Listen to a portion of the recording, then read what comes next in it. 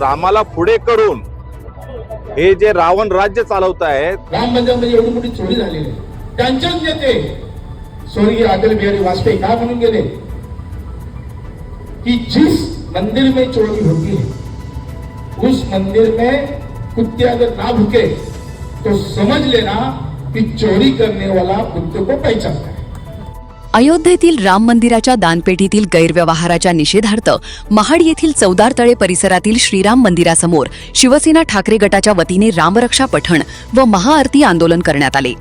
या आंदोलनात संपर्क प्रमुख संजय कदम, जिल्हा प्रमुख नंदू शिर्के यांच्यासह पदाधिकारी, दक्षिण जिल्हा सल्लागार नरेश आहिरे आणि रामभक्त मोठ्या संख्येने सहभागी झाले. यावेळी संजय कदम यांनी गैरव्यवहाराची सखोल चौकशी करून दोषींवर कठोर कारवाई करण्याची मागणी केली. आंदोलनाचा समारोप सामूहिक रामरक्षा पठण आणि महाआरतीने झाला. रायगड जिल्हा शिवसेना उद्धव बाळासाहेब ठाकरे या पक्षाच्या वतीने रामरक्षा आंदोलन या ठिकाणी महाड 14 तळे या ठिकाणी झालेलं आहे.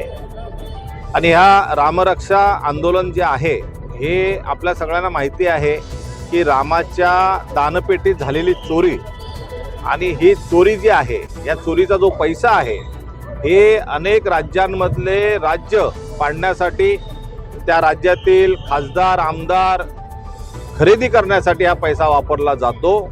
आणि